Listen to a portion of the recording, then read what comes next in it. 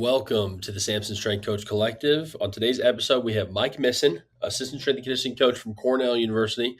Man, how many times I'd say it, I love the conversation, right? But it was cool because we even talked afterwards a little bit off of the recording and just, he asked me how I got into doing the podcast, and I just told him, the quick story of it all. And then we got to talking about how cool this opportunity is, right? Because I get to talk to all these brand new coaches. It's a conversation I probably would never had, right? And Mike, I'm sure from afar, I'd always think he was an awesome dude, but I would never have that opportunity to open the door and talk with him, right? And then now that's somebody who I can reach out to if I ever have any questions on hockey or lacrosse, strength and conditioning, but also just a cool person to get to know. So that's what really this podcast affords me the opportunity to do. So I guess what I'm trying to say is not necessarily start your own podcast, right? But maybe do, maybe they'll help to inspire you. But ultimately, don't be afraid to reach out to other coaches. Spend the time getting to know other coaches because, I swear I've learned more on the podcast just from talking with other coaches and made more connections than I ever have throughout the rest of my career. So I think it's been a really, really awesome opportunity. And I hope the listeners get that opportunity as well, too, because you get to hear Mike's story. You get to hear what he's done. Some really cool things from, never working with lacrosse and then all of a sudden working for one of the best programs in the nation, switching over to hockey, really exposing himself to different sports, understanding the different demands of those sports, and then how to actually apply himself. His wife's an athletic trainer that he works with at the same school. Just a really cool story and just really somebody that I thought it was great to speak with. And I think you will enjoy hearing his story. And so, again, I urge you, reach out to the coaches that you've been thinking about reaching out to. Everybody's been super friendly, man. I haven't talked to anybody on here who I wouldn't have another conversation with. So that's just kind of my message for this week, I guess, if I could get off my soapbox. Because for now, it's Mike Missen's episode, so I'm excited to listen to it. As always, thank you for listening, and I hope you enjoy.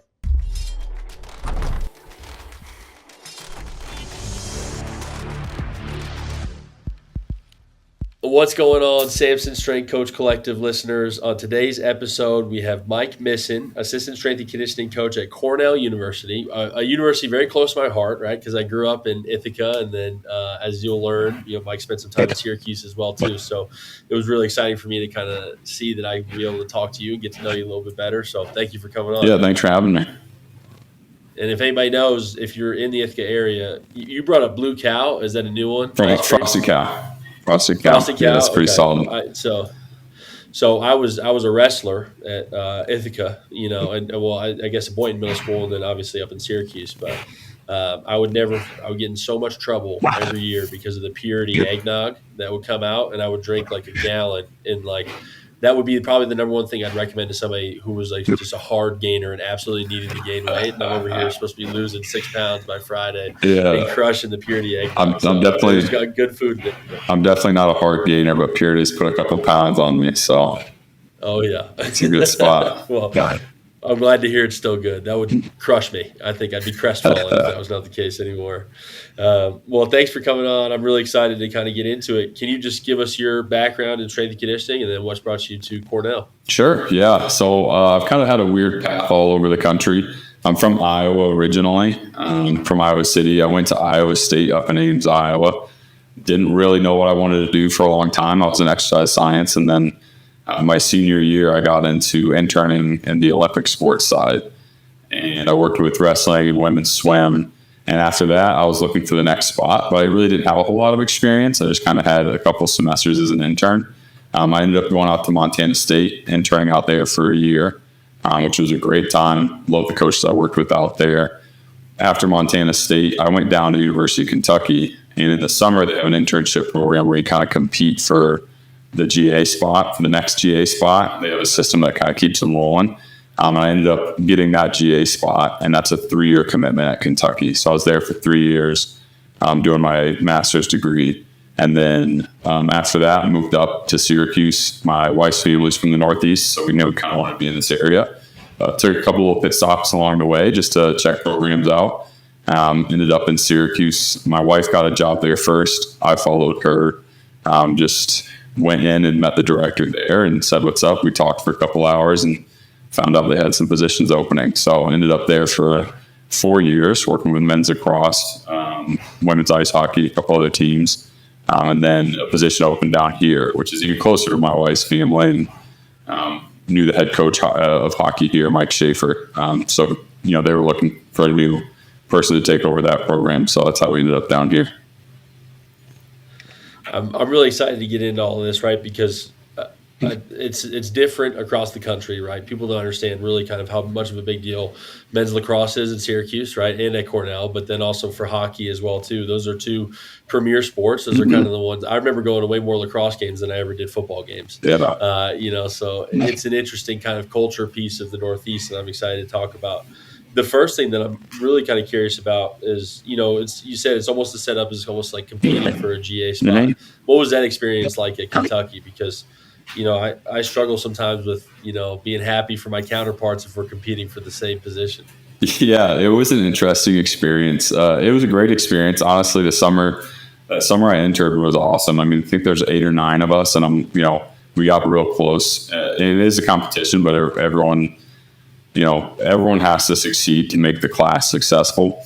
And so when it comes down to it, I think by the end of the summer, you kind of know, who is potentially going to get the spot or not. And one of my really good friends, Logan, it was kind of me and him down towards the end for getting the spot. And both of us were of the mind. We pulled 2-a-days. This was honestly the best summer. We subsisted off of Gatorade bars, Gatorade shakes, and we pulled 2-a-days. So we would work out at Kentucky in the kind of late morning after the groups were done. One of us would stay for baseball in the afternoon while the other one went and took a nap. And then we'd meet up at the Lexington Athletic Club in the evening and do another lift and get in the hot tub and the sauna and stuff. So we had a lot of time to talk about it. And we kind of came to the conclusion, it's like, man, you know what? I would be really pumped to get the job. I would be sad for you that you didn't get it, and vice versa. So yeah, it was kind of it's an odd situation, I think, at times, but it was a really good experience. Well, it's so cool, right, to understand that also at the end of the internship, there is a position available, because a lot of times you kind of go into it and it's almost like this unspoken thing. You dance around a little bit, right? And I'll never forget when I was working with football at the time, and then one of the paid positions came open in Tennessee, and it was a part-time position. It was something that would be the next step for me, right? And I remember kind of just like, man, how do I bring this up that I definitely want this? Yeah. It's just like a weird situation, but to understand that it's guaranteed, I'm sure was a little bit more of a motivating factor as well too. Yeah, no, absolutely. And I think ours was the last summer where it was just a GA position. And I actually think they did a part-time paid off of that. So now, I think it's like there's the GA position and then there's a couple part-time paid positions as well. So it's not just like one person comes out of it, getting that. I think there's 2 or 3 or something like that. They expanded since then, but yeah. Where's Logan at now? He is at Indian Creek High School back in Indiana. So he had a couple stops. I know he went and then turned to North Dakota State. He was down at UT Dallas. He was at South Alabama. I mean, he's a phenomenal coach. So shout out to Logan Barrett's his name. If you ever get a chance to connect with him, he's a great coach. That's awesome. Well, I'm glad to hear he's still in it too, right? That's always exciting when you hear about coaches maintaining their eligibility in the field, if you will. So why 3 years at that position? Oh man, it's a weird setup. I couldn't really get a straight answer on it right off the bat. I think there's a benefit for both the person in the position and for their staff. Obviously, the 3-year commitment's nice for them because they have less turnover. But the way it works is the first year, and this is my understanding of it, so I'm sure they'll correct me if I'm wrong, but the first year you're establishing residency. So it's almost like you're like a full-time paid intern. And then you apply as a resident for the master's program. And then you get, I think it's like a scholarship that covers out of state. So since you applied as an in-state, you get your education covered, and then your stipend is what's left over between in-state and out of state. So it's their way of making sure that you can, afford to be there and pay for housing and all that stuff. So I think there's a benefit on both ends for that. That's a great loophole. Yeah. I mean, my goodness, to be able to figure that out, that's fantastic. Yeah, it's smart. I've still got student loans from Tennessee. I know. I mean, I always felt very blessed about it. It was definitely a very financially viable GA position. Of all the things I looked at and applied for, I feel lucky to have gotten that one. That's awesome. And so, you mentioned going out to Montana and then now moving over to the Northeast, spending time in the South. How's your experience been going, pretty much all across the country for strength and conditioning? Oh, it's been awesome, to be honest with you. I think There's probably a more straight line path I could have taken, but I was, of the age and of the obligation level to move whenever I needed to move. And I only took what fit in my little 2001 Saturn SL1, and I could go anywhere and do anything. I wasn't attached. I didn't have a wife or kids or a mortgage or any of that stuff. So it was, as long as I had enough money to get a roof over my head and get some Little Caesars pizza, I was good, So I loved it. I mean, I would drive 17 hours from Iowa City to Bozeman, Montana straight. And then, any of the holidays that I got, I would drive right back. And it was kind of crazy looking back on it. Don't think I could do it now, but I was in the space to do it, which was really fun. Well, those times are so exciting because you feel like you kind of got the whole world ahead of you at that time. It's you can just envision where your career is going to go. I thought by now I'd be making $1 million and king of the strength and conditioning world. But obviously there's a little bit more time left for that. But I remember those long drives too. It's a great time to just kind of reflect and understand that it's a really cool journey you're about to embark upon. Yeah, it is exciting. I mean, and obviously I got to say I'm blessed too that I've had a job since I was 13 years old. My parents taught me how to save money.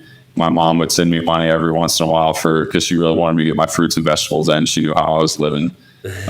So I had a good, social safety net as well, which makes it possible, and not everyone gets that. So I definitely feel blessed to have had the opportunity to be able to work unpaid internships and travel across the country, drive down to Kentucky with no guarantee that in 3 months I would have, anything to show for it. So that's a massive barrier for entry that I think it's understood that people don't really discuss it that much, right? Because it was the same situation for me. I mean, I knew, my parents were always a safety net. It wasn't, something where it was like kind of figure it out on your own, right? So I had to drive for Uber and do all that stuff. But at the same time, I always had that kind of backing of if something really goes wrong, I can reach out to my parents and I'll be okay. Right. Versus other coaches trying to figure it out. Like you said, with unguaranteed positions, understanding if something really goes wrong, then they're kind of SOL. Right. Yeah. I mean, I could always move home if I needed to. I mean, when we moved up here to the Northeast originally, we moved in with my wife's parents for a little bit as we were making the transition. I mean, it's a blessing to have that kind of support, and not everyone gets it. So, I think I was able to do what I did because of that. And not everyone gets that. So you just keep it in perspective. Got to appreciate there's a lot of people that allowed me to have strength and conditioning as a career.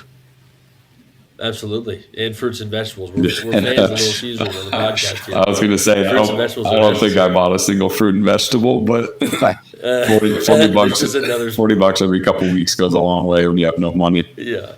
That's just another pizza right there. Exactly. That's 8 meals, Did you have cookout over in Kentucky? Oh, yeah. Yeah, that was because we would, you talk about, living off of bars. I remember it was every day I'd drink a Core Power, which everybody just found out that's like extremely poisonous or whatever. Right? But then, at the end of the day, it was like, okay, here's my 3,000 calories I'm going to stuff in, and then, this is my one meal for the day. So cookout was my spot. Yeah, I mean, I had a good head start when I was at Iowa State. Coach Beauregard is a power lifter, and he introduced me pretty early to, Dave Tate, Elite FTS, all that stuff, and it was like a JL Holdsworth video on calories per bite, and I think it got me through because sometimes I was just like, here's some tricks to just get calories in the body, and none of it was healthy. It definitely took a toll eventually, but it kept me alive. But you survived. Exactly. That's all that matters. Exactly. Well, was there, I'm curious about this a little bit selfishly, right? Was there a culture shock kind of moving to the Northeast? Because I remember moving to Tennessee. I had just spent 4 years in Philly as well too, so I was a little bit more rough around the edges. But I remember being, what I thought was polite, and it was very gruff and abrupt with the people I was speaking with. Was it kind of a different experience when you moved up to New York? Oh yeah, it wasn't a big shock, I guess. I mean, the upstate New York where we are is a little bit more like the Midwest than downstate. Like my brother lives in the city and we go down there, like it kind of makes me anxious. There's just too much going on for me. So it's a little more rural. People are nice. They're definitely a little more straightforward here, which is, I like it. I don't mind it.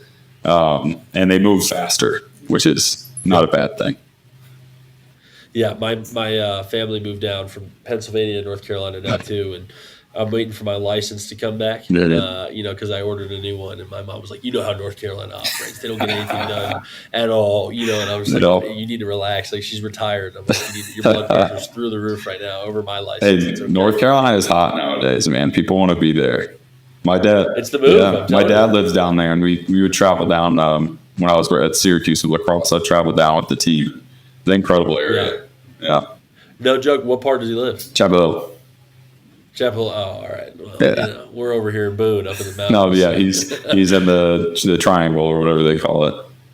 Yeah, yep. Yeah, No, I can't even. I don't even know. Everybody up here in Boone likes to act like that's like the yeah, the hoity-toity areas. I'm uppity. like, I think that's just normal people living. Yeah, But yeah, whatever.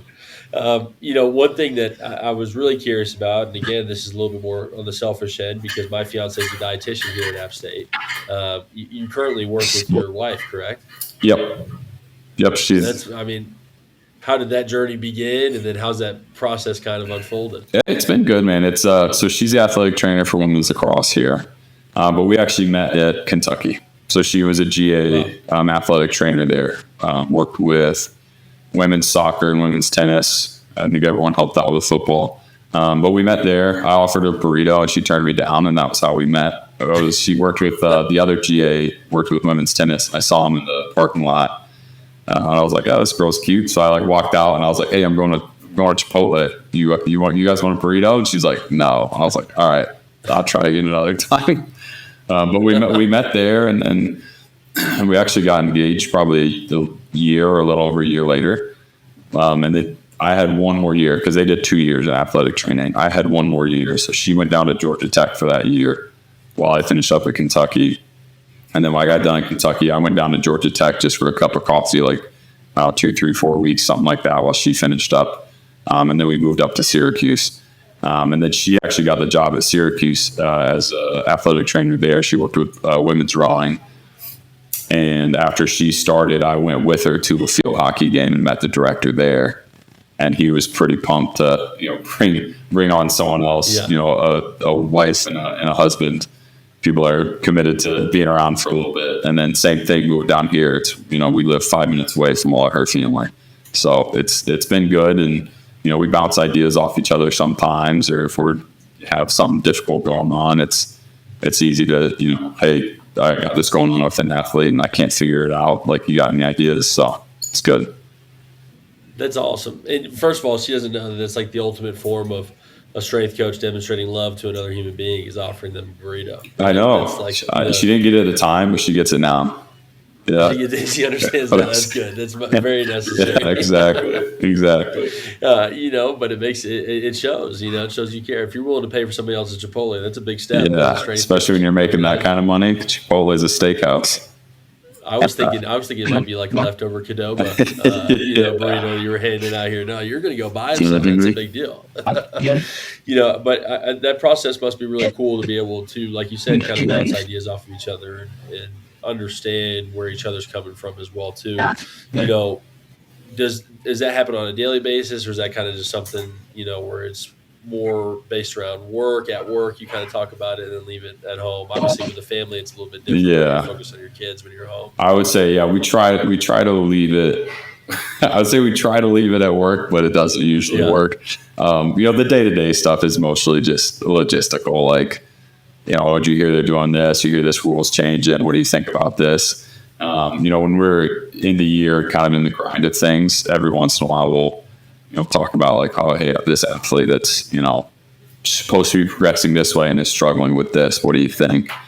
She's really, really good. She spent 4 years with women's rowing in Syracuse, so her like spine, back, rib stuff is really good. And she's very good. I'm not saying that just because she's my wife and have to, but she's very good at what she does, which helps me a lot because she, I'll ask her a big dumb strength coach question and she'll have a much smarter, more thought out, answer to it. But it helps because, that the relationship's nice because she sees movements on a much more local level than I do.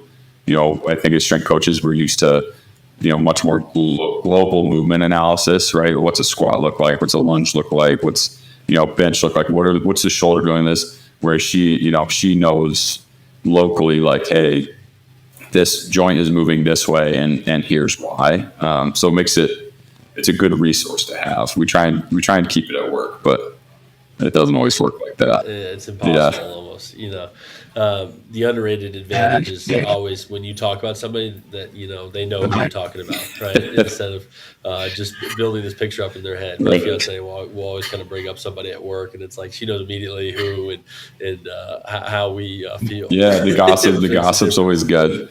Especially the gossip's fantastic. Yeah, I get all the stuff that I never would have heard because we're in different buildings. Mm-hmm. So I get the Holmes Convocation Center gossip, and she gets the Athletic Center gossip, and then we reconvene it. This is actually Cornell's the first place we haven't worked in the same building because they're just really? they're just across the street over here. They're not far away, but Syracuse was literally down the hallway.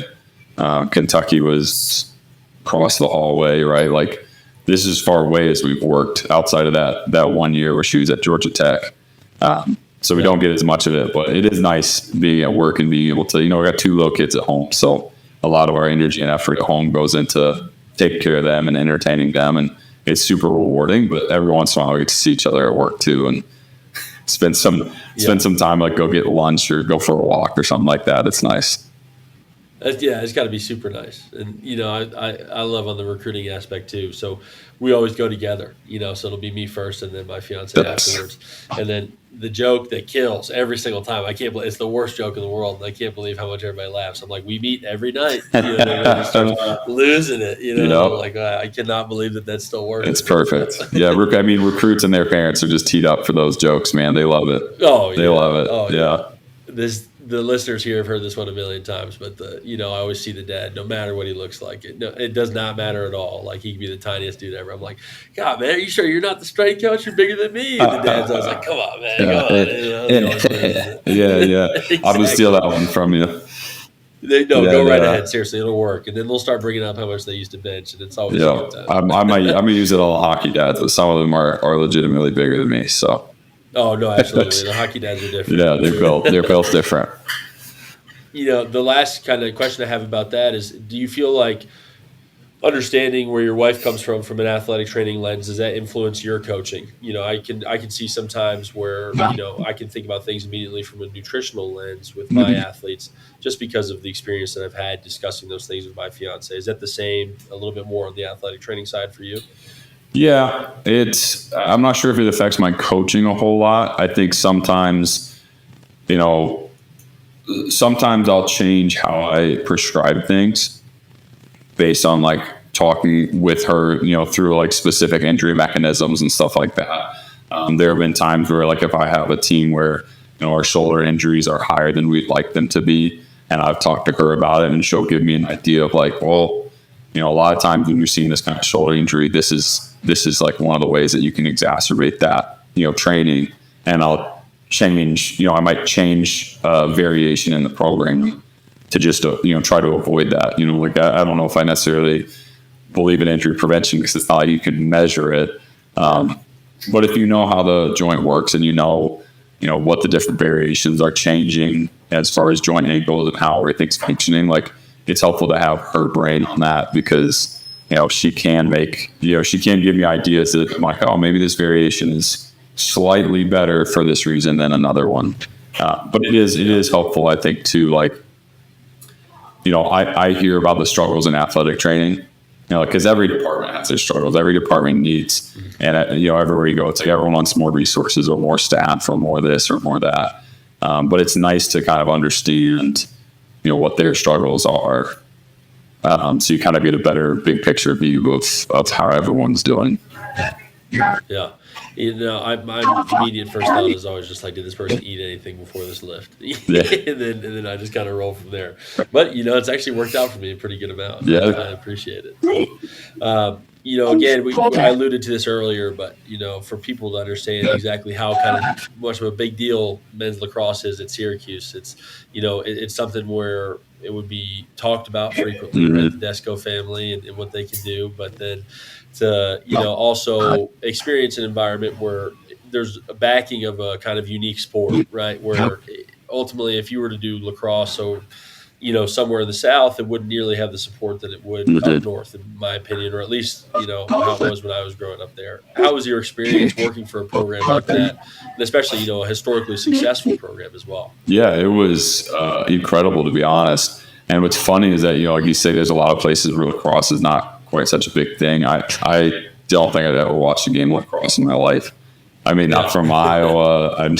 There really wasn't. I had one buddy that went to like boarding school in Virginia that had a lacrosse stick, and that was it.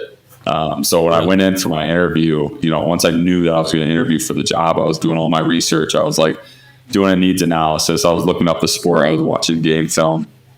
And I didn't even think honestly, and I should have. And this is good for people that are in this position to think about is, look up the coaches, because I went up in the war room for my interview. It was John Desco, Leland Rogers, Kevin Donahue, Roy Simmons III, and we sat in the war room and had an interview. I gave him my packet, and the first question Desco asked me, he's like, "So, how much do you know about lacrosse?" And I told him, I was like, I'm going to be honest with you. I don't know much about lacrosse. I was like, I know what I've researched, since knowing that I was going to be up here. And here's my packet. I know how to train field sports. Here's what I believe is important for him. Here's what I would do. And it went really well. And I'll tell you what, that room was incredible. Like every guy in that room was awesome. The interview was great. And then working with going forward, like really, really phenomenal staff. And then I got home and I was like, I should probably look up these coaches. And I'm actually kind of glad I didn't. I think I would have been a lot more nervous had I known that I was talking to the godfather of lacrosse and, kind of in a big boy seat. But it was good. And there's a lot of expectations in a program like that. You get a lot of resources, but there's a lot of expectations. And, I think we had a couple of years getting bounced for the NCAA tournament in the first round. In my last year, we didn't even make it. And that was tough. And, every time you do well, there's all sorts of support coming through everywhere. And every time you don't do well, there's people just calling for everyone's heads and talking about how much you stink and all that. So it was good. It was a good experience because, that's just part of it. And it's nice from a culture standpoint to get to experience that with the guys and kind of work through it with them. Because I think that pressure is immense, especially for young athletes. Well, it's astronomical. It's incredible just to see even on a Sunbelt basketball level, right? Like we're not a Premier League. We're probably 10th in the country if you look at certain metrics, but to understand exactly what it looks like. And I think that one of the things that surprised me the most with the program with high pressures is actually how much more outspoken the negative comments are. They come so much quicker than the positive comments. And, I don't listen to them necessarily either way, but I'm also, much older and not in college anymore when, if I was a player, I'd be looking at every single thing. I'd be Googling myself every single night just to see what everybody was saying. So I'm sure it was kind of a pressure point for sure throughout your entire program. Yeah. And you tell them, you get to preach to them all the time. Like, hey, don't eat the rat poison. Like, don't pay attention, but they've heard and seen it all before you bring anything up. Like they know what's being said. They're on that all the time. They got friends at other schools. So when we go and play other schools, they're like, yeah, this team said this about us. They told us, they said like, this is what people are saying about us. It's like, man, like it doesn't help us. It doesn't help you to think about that stuff, but you can't. It's human nature. They're going to. So absolutely. And I still, like I said, even at the time I would be looking up myself, like anytime I see a comment about the strength coach, right? I'm like, like on any team or anything, right? Yeah, you lose a game and they're like, these kids need to hit the weight room. That strength coach must stink. They're all soft. It's like, all right, yeah, sure. Yeah, sure, man. Sure did. Appreciate it. Yeah, my tough one was we had a player go out to a really famous basketball camp, and like the main critique was like, he's too skinny, and I've been working here for 2 years. And I was like, dude, you don't know how hard I'm trying to get this kid to gain weight. It's a dagger, man. Yeah. Oh, just brutal. Well, it's so interesting to not necessarily be familiar with lacrosse, but I think it speaks volumes to you as a coach, right? To be able to then, go to a program like Syracuse and actually be able to integrate yourself with the staff and the team. What were kind of some of the, roadblocks or kind of bumps in the road first working with lacrosse, like just getting exposed to the sport? I think it was understanding, for me, it was understanding the different positions and, what was different for them on a game day, post defenseman versus an attackman versus a midfielder. I had a lot of, by the time I left, we had finally gotten GPS. We were working with VX Sport, but a lot of what we saw off of that, and what was interesting in my talks with, different lacrosse street coaches or GPS companies and stuff was, the demands of the guys in the middle of the field is very different than the demands of guys on the edge of the field. And so I thought that was like a big area of improvement, was like, once we had the numbers, which we didn't have for a while, once we had the numbers, we had stuff we can make changes off of. Like, we noticed little things like, hey, like, we might be training our midfielders too much like attackmen. We might be training, this position too much like this position, which was interesting. But I'd say right off the bat, as far as speed bumps went, like, there were none.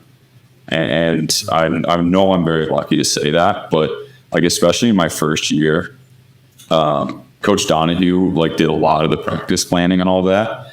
And I think his career was, he was a teacher prior to being a lacrosse coach, and he was incredible. We would sit down at least once a week to talk through, like, what are we doing this week in practice? What are we doing this week in training? Where are we going with it? What are some things? And, for a guy that has been, doing it as long as he has and been as successful as he was, for him to sit with me and give me the time of day and take my advice and take my, opinions on, like, hey, I think we should maybe tone it down here. Hey, we need to pick it up here.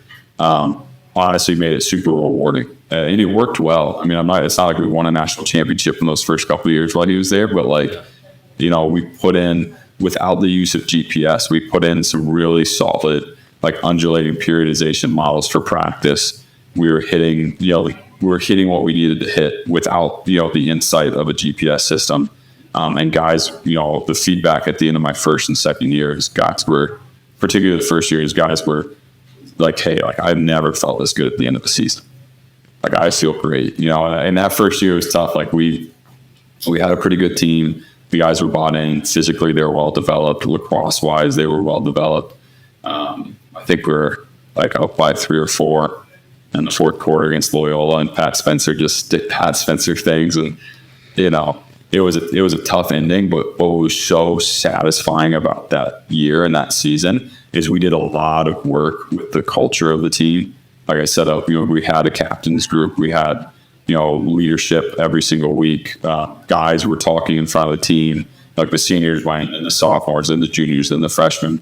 And they did a phenomenal job of building that camaraderie. And at the end of the season, you could tell how much it meant to them.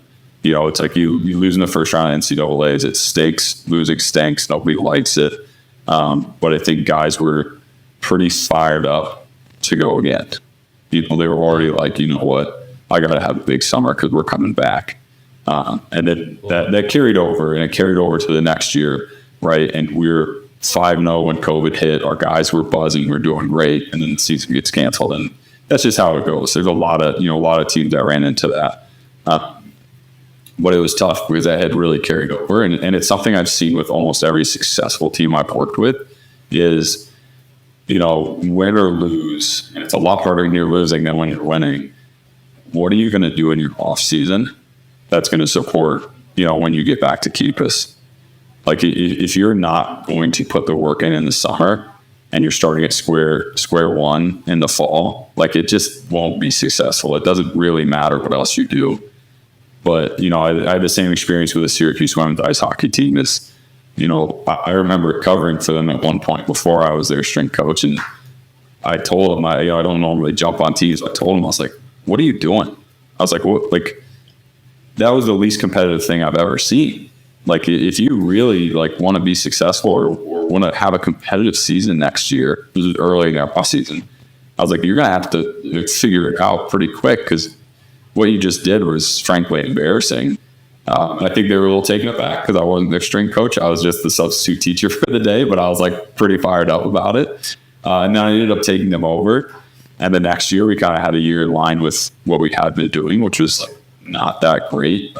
We did okay though, but the kids had really bought into the training and the practice and the team culture and all that. And that next summer, like, they all trained. By the end of the year, they're all like, listen, like, we finished our spring training. They're like, all right, we gotta have a big summer. And I think that was the difference for them. It's like that next fall they came back and nobody was like wildly out of shape. Everyone was strong, everyone was fast. Like, they just did what they were supposed to do, and they were motivated by the end of the spring to do it.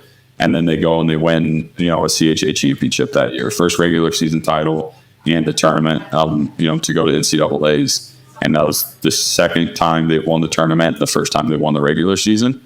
And, obviously the talent matters, the recruiting matters, and there's a lot, the coaching matters, more so than strength and conditioning, I would say. But I thought the motivation for them to be successful and to do what they were supposed to do really gave them the foundation to then have a successful year. Because without it, I just don't think you could possibly be successful. No. Is that one of the things that you really pride yourself on, is developing that culture and that motivation aspect with teams? Yeah. And I think part of it, I'm not a huge rah-rah guy. I'll celebrate when celebrating is appropriate. I'll motivate when motivating is appropriate. I think it's more like, can I develop a program that allows them to be successful and allows them to see what it looks like for them to be successful? And then, obviously you can't mandate anything in the summer when they're away from campus.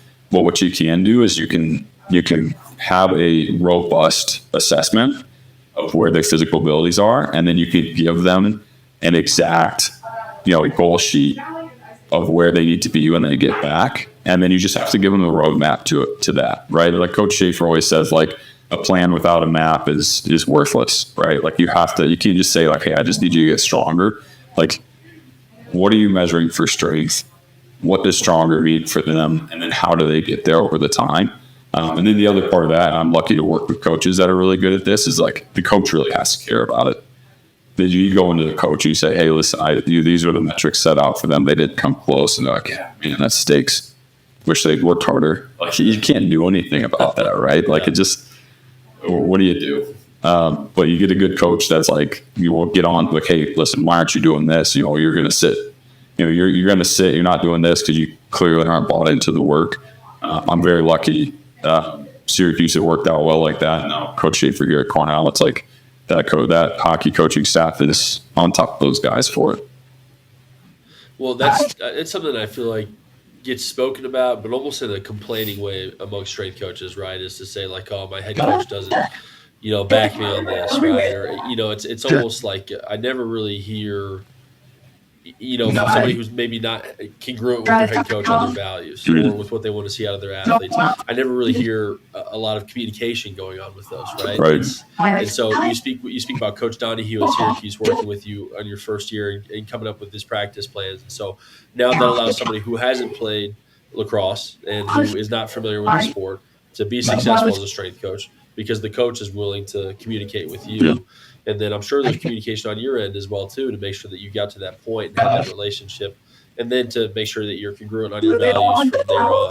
I think that's something that it took me a while to realize when working with head coaches, but then also understanding that it's not always the strength coach kind of bending the knee to the head coach, right? There has to be an aspect of you communicating and also saying things like, hey, I need your help on this, right? Or I need you to kind of back me on this.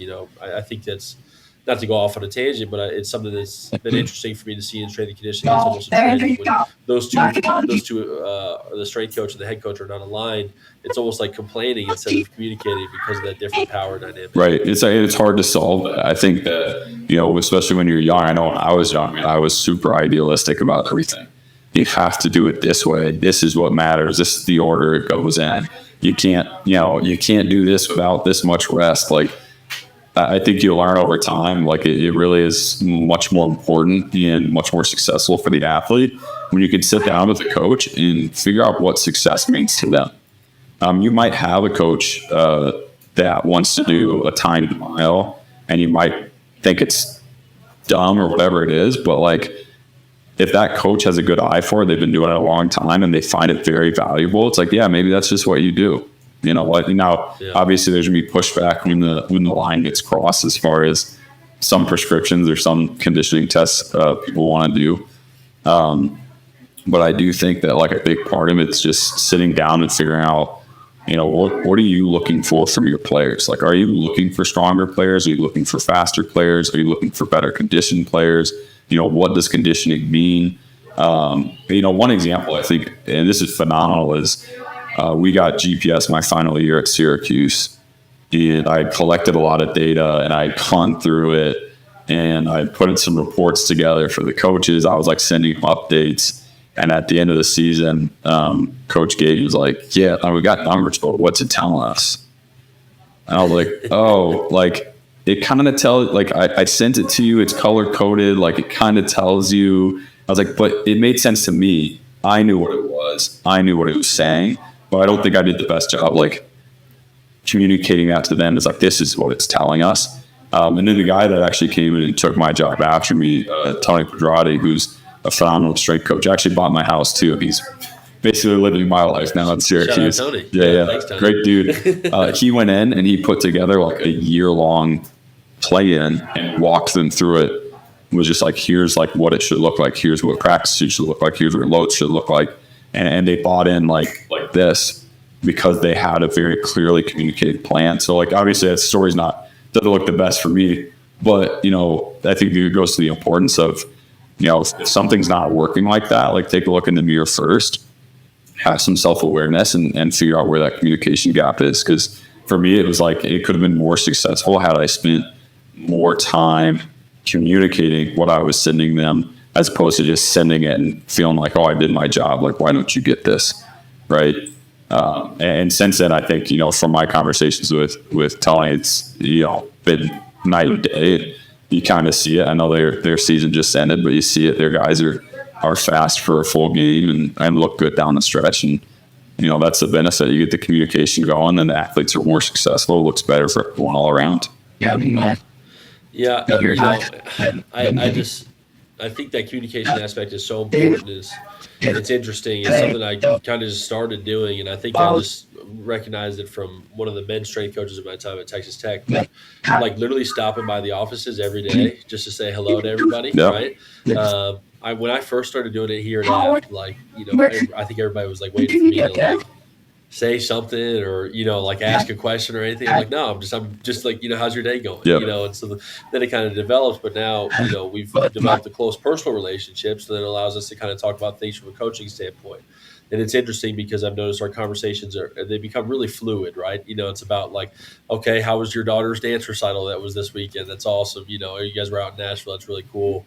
And then, Luke didn't do this today, so we're going to have to kind of work on that, right? But those conversations flowed much easier. I've noticed when I've had those kinds of relationships with my coaches too, those conversations are much more productive. Yeah, I agree. Once you get away from the kind of the transactional nature of every time I see you, you want something or I want something, things get easier because you're not on the edge. You're not getting ready to make a deal. You're just talking to somebody and you can discuss what needs to discuss pretty easily. Yeah, it's not the Howie Mandel deal. Yeah, exactly. And so, do you work with just hockey now at Cornell? No, I have men's ice hockey, softball, golf, and equestrian. Oh, wow. Okay, all right. I judge the book by its cover. Full plate, yeah. That is quite a full plate.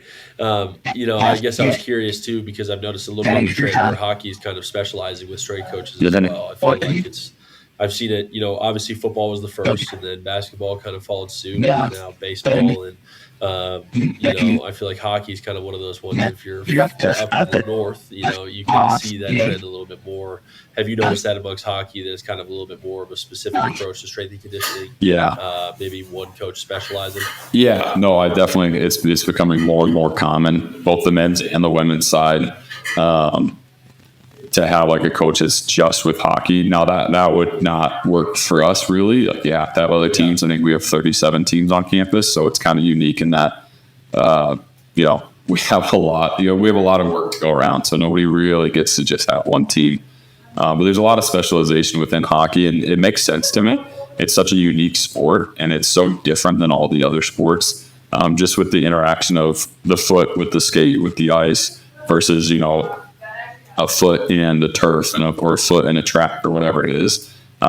It's very different. And that's been a big point of emphasis for me in my first year working with them was, understand those relationships better, understand the biomechanics better, because there's a lot of stuff you have to do with field sport athletes, or you should do with field sport athletes, that you really don't have to do with hockey. And you can focus your time elsewhere because there'll be a better transfer because it's a little bit more contextually specific to what's demanded of them. What thing specifically? I mean, the biggest thing I think is the ground contact time. Like in sprinting and acceleration, I think the ground contact time of an acceleration on the ice is 2 to 3 times longer than it is in sprinting. Wow. You don't have as much of the stretch shortening cycle contributing to movement for them. Their forward leaning acceleration is extreme, and it doesn't really go away ever. They're not like transitioning to upright sprinting. So there's, I believe in everyone should have the ability to do all things. So it's not like we won't ever upright sprint or, work on, do pogo hops or different plyos that prioritize shorter ground contact times. But we'll do it early in the off season, and then we'll kind of taper off in the off season as we get more towards, when their skating volume needs to be higher. But it's just interesting because those are the types of things that are kind of core to field and court sports and really dictate a lot of their performance is their lower leg stiffness and, how much time do they spend on the ground versus how much power they produce. But I would say hockey's fun in that way. You get the longer ground contact times, so you have more time to create power, which I think almost makes strength conditioning more important because you have more an ability to affect that rate of force production and the specific time frames. Wow. And so is this your first year working with hockey as well? Yeah. So this is my second year at Cornell. Coach Howley is, who had them for 29 years, 28, 29 years. He's absolutely the man. He's kind of doing like a phase retirement thing. And so he still works with men's lacrosse. But they knew he was going to have to get one of those sports up. And, I know Coach Schaefer through family, through my wife's family. And I knew Jay Andrus, our director, from my time here. I spent almost 3, 4, maybe 5 or 6 weeks here in the summer before Syracuse, just keeping my foot in the door to meet people. So I knew the staff here pretty well. So when that became a possibility, I got 2 calls, one from Coach Andrus and one from Coach Schaefer asking if we'd be interested. So 2 calls is nice. Makes you feel wanted, huh? Yeah. And then, yep. And then Coach Schaefer called Coach Petramala, who was at Syracuse at the time, before anyone else knew. So I got that talking. He stopped by my office. He's like, Mike, Cornell, huh? I was like, oh, geez. Like, I haven't even applied. Like, we just talked. But, yeah. So. That's the absolute worst, man. I'll never forget. I knew I wanted to come back to the North Carolina area. There was a school here that had a position open up, and we were connected. And so it was literally just a call. It was one of my best friends was really close friends with the coach, and so the coach called and was, are you interested and everything. So I said, yeah, I'm certainly interested. I want to hear you out. And then that weekend.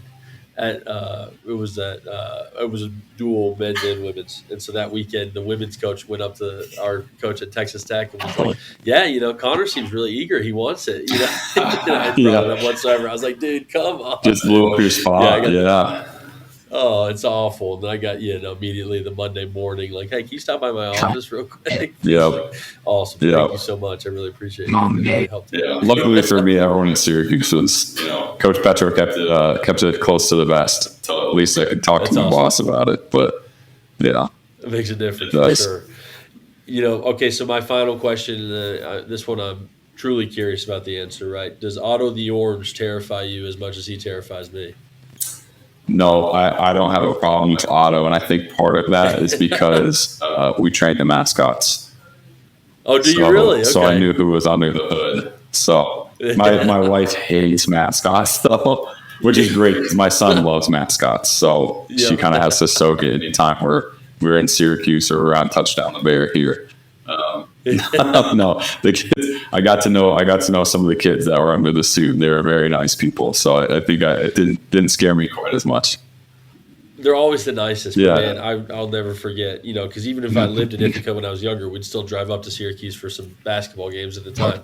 And I mean, he would just terrify me, man. I couldn't, whatever, it was like one event, I can't remember specifically. I think I blocked it out, but, Yeah. he like came up to high five me or hug me or something. I got swallowed in that massive body of an orange. It is a bit disconcerting sometimes, but I mean, they have a hard job, man, to do. I think their MO is like to hand up the boundless energy of a child or something like that. There's some like specific personality they have to have, and it's exhausting. I couldn't do it. And then the St. Joe's Hawk, right? Who's got to continue, about him flapping his arms the entire time. For like any moment that it's visible, they have to be flapping. So I have a funny story about that. When I was at Kentucky, I trained the men's cheerleaders.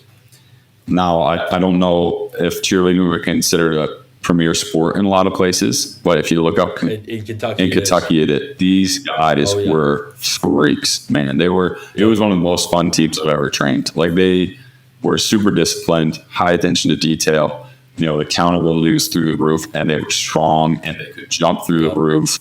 And it was an awesome team. And so the Kentucky, I also trained the mascots as well. Also awesome kids. But when Kentucky scores for football games, the mascot has to do push-ups. Yeah. They ended up, I was watching one game, they ended up blowing some team out. I think they scored like 60 points or something like that. And the mascot, I don't remember what number, like 35 or something like that. He couldn't do it. He was doing those real bad, like barely mid elbow push-ups. So they popped one of our cheerleaders. His name's Josh Marsh. So you look him up. I'm sure you've seen him on a highlight video here there. They popped him up on the board, and he did all the rest of the push-ups. So for the next couple of weeks, we got to talk a lot of trash to the mascots and lift. We had them go. Awesome. What was it? They had to do 100 push-ups every lift until they could do 100 unbroken. Had to avoid that embarrassment again. It can never happen again. Where Kentucky's going to dominate, Yep. You have to expect that. Yeah, it was. I had cheerleading in Tennessee as well, and it was always the backflips. And so I think it was after every free throw made, it was a backflip. Yeah. And so you get into those games with 30 fouls, and all of a sudden they're on their 30th backflip for the day. That's tough. They're absolutely gassed. That's tough. Yeah. The guys taught me. The guys taught me how to do a backflip. I did a backflip when I was at Kentucky. Really? Yeah, one time. It took me about 300 attempts. But they were so good. I mean, that's what they do. A lot of them teach cheerleading and stuff, but like they taught it to me. The Marsh brothers helped me out with it, and I finally got a backflip and said, "All right, never again." That's you did a backflip, and then you invited your future wife to Chipotle right after. It was fantastic. Great day. Yeah. Great day. One of the best possible. Awesome. Well, thank you, Mike. I really appreciate you coming on, man. It's been great to get to know you, and I'm sure our listeners enjoyed the opportunity as well. If anybody wanted to follow you on social media or kind of keep up with you, is there a good way to do that? Yeah. My Instagram is Missen Strength, Missen_strength. So that would be the one. Awesome. Anyone can email me, mm283@cornell.edu. I love talking to people, so shoot me an email, shoot me a DM, anything like that. I love talking to other street coaches. Selfishly, I like to pick their brains, see what they're doing. I'm also down to share anything I've learned, because obviously I've been all over the country to do it, and I've worked for some really incredible coaches and seen some cool stuff. So. Well, that's fantastic. That's what the spirit of strength and conditioning is all about, in my opinion, honestly. Yeah. Well, thank you, Mike. I really appreciate it. Yeah, thanks for having me on.